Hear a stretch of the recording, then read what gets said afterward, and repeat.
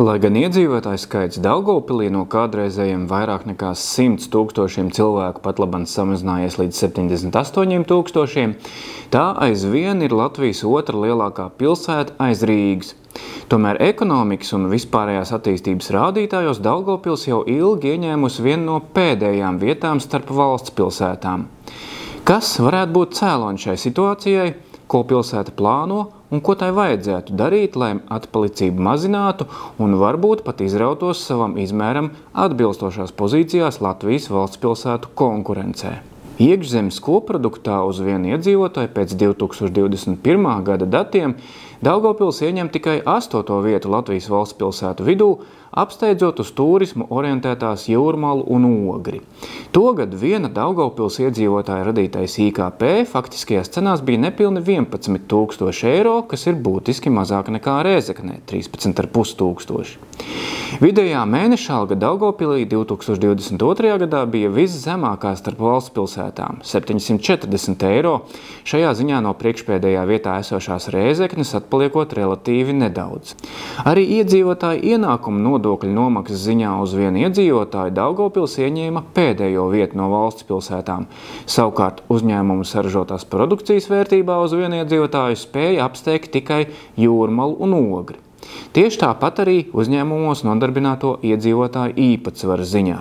Pavisam skumīga situācija ir Daugavpilī ar piesaistīto ārvalstu tiešo investīciju jomā, kuru kopsumma iepriekšējos 5 gados bijusi tikai 0,39 miljonu eiro uz 1000 iedzīvotājiem.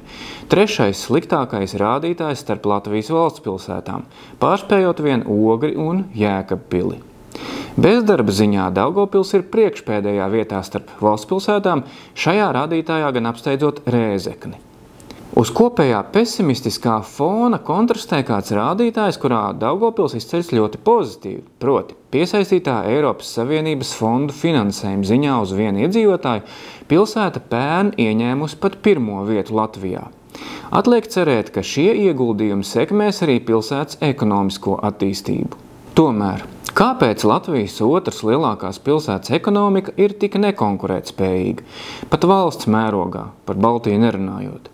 Galvenais skaidrojums, ko šai situācijai pielaiko gan Daugavpils dome, gan pilsētas ekonomikas eksperte, ir pilsētas atrašanās vieta.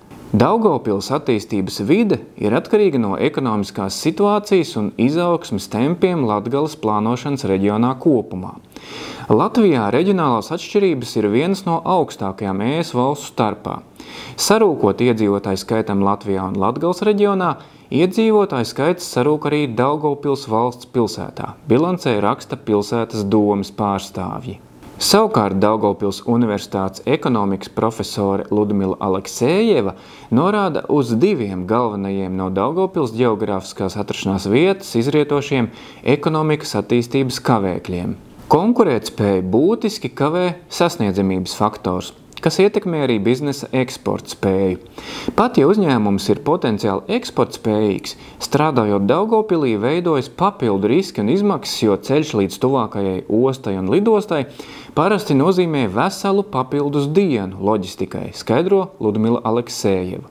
Otrkārt, Latgales pierobežas reģions esot ļoti nepievilcīgs un pārāk riskants lielām investīcijām. Gan sasniedzamība, gan nepievilcība investīcijām ietekmē ne tikai uzņēmumu konkurētspēju, bet arī būtiski ierobežo uzņēmumu un nozaru attīstību ar augstu pievienoto vērtību, uzskata profesore. Gan ekspertas, gan domes skaidrojumi ir loģiski, tiem varētu piekrist. Taču ir viens liels bet. Šis bet ir Rēzekne. Kā norādīts iepriekš, Rēzekne, lai gan, protams, nav nekāda ekonomiskās izaugsmes etalons, tomēr kaut kādā veidā ir spējusi sasniegt ievērojami augstākus relatīvos skaitļus gan IKP, gan rūpnieciskās produkcijas apjomu, gan ārvalstu investīciju un citos rādītājos. Īpaši interesants ir minētais ārvalstu investīciju stāsts.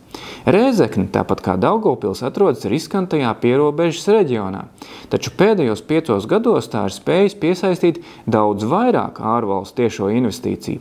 Turklāt ne tikai relatīvos, bet pat absolūtos skaitļos – 112 miljoni pret 35 miljoniem.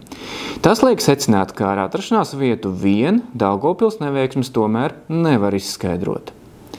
Savā ekonomikas stratēģijā Daugavpils neizvirza kādas konkrētas pilsētai īpaši vēlamas un piemērotas prioritātes, pie kurām strādāt pastiprināti. Daugavpilī tuvāko 5 līdz 10 gadu laikā būtu īpaši svarīga ekonomikas dažādošana un pārkārtošanās no energoietilpīgās ražošanas uz viedu, efektīvu un klimata neitrālu uzņēmējdarbību, attīstoties tieši IKT un augsto tehnoloģiju biznesam, pētniecībai un izglītībai, norāda pilsētas dome. Patlaban Daugavpils ekonomikas struktūrā pārliecinoši dominē apstrādes rūpniecība, kas veido gandrīz pusi no kopējās Daugavpilī saražotās produkcijas vērtības. Ja Daugavpilī ir sākušas attīstīties kādas potenciāls ekonomikas zelta āderes, tad tās ir paslēptas tieši plašajā apstrādes rūpniecības sadaļā.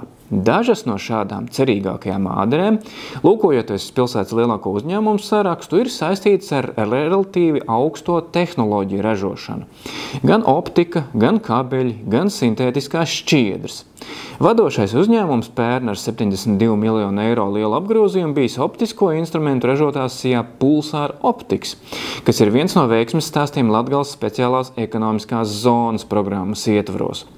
Tāpat šajā ražošanas virzienā sekmīgi strādā sintētisko šķiedru ražotājs Sijā Nexis Fibers un elektronisko plašu ražotājs Sijā SMD Baltica. Tas sasaucas ar kaimiņos esošo Līvānu ekonomikas viena hita brīnumu, kuru pelnošākais uzņēmums, optisko šķiedru kabeļu ražotājs Sijā Lightguide Optics, rada gandrīz tikpat lielu apgrozījumu, cik visi pārējie top 20 uzņēmumi kopā. Ir zināms pamats cerībām, ka Dienvidu Latgalē varētu attīstīties tieši elektrotehnisko un optisko iekārtu ražošana, kas pieskaitāma pelnošākajām rūpniecības nozarēm. Taču, lai tas notiktu, nedrīkst apmierināties ar atsevišķiem esošiem veiksmes stāstiem, bet jādara viss, lai radītu jaunus.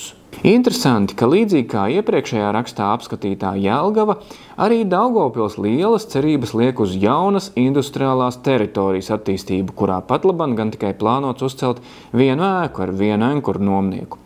Diemžēl, kā var secināt no atbildēm, Daugavpils universitātes potenciāls pilsētā biznesa veicināšanai tiek izmantots kūtri. Kopumā Daugavpils pārvaldes ekonomikas veicināšanas politiku var raksturot līdzīgi Jelgavai. Universitātes kapacitāti pārāk neizmantojam, attīstām infrastruktūru, ceram uz jaunu, ļoti svarīgu industriālo parku un gaidām investorus, kas palīdzēs pārorientēties uz augstas produktivitātes ekonomiku. Daugavpils gan nebaidās nospraust un publiski atklāt konkrētus sociāli-ekonomiskos mērķus. Laika posmā no 2020. līdz 2027. gadam apņemoties panākt bezdarbnieku skaita samazinājumu par 15%, strādājošo vidējā mēneša darba samaksas pieaugumu par 40%, vidējās bruto mēneša darba samaksas starpības Daugavpilī salīdzinājumā ar Rīgu samazinājumu par 5% un darba ņēmēju, kuru mēneša bruto ienākumu pārsniedz 1000 eiro, īpatsvara pieaugumu gandrīz par pusi. Ja turpināsies gan pilsētā jau esošo augsto tehnoloģiju uzņēmumu izaugsme, gan izdosies piesaistīt jaunus, pastāv cerība, ka patlaban valsts pilsētu pastarīšu lomā esošajam Latgales milzim beidzot izdosies iztaisnot plecus un sākt spērt platus soļus pretī labklājīgākai nākotnei.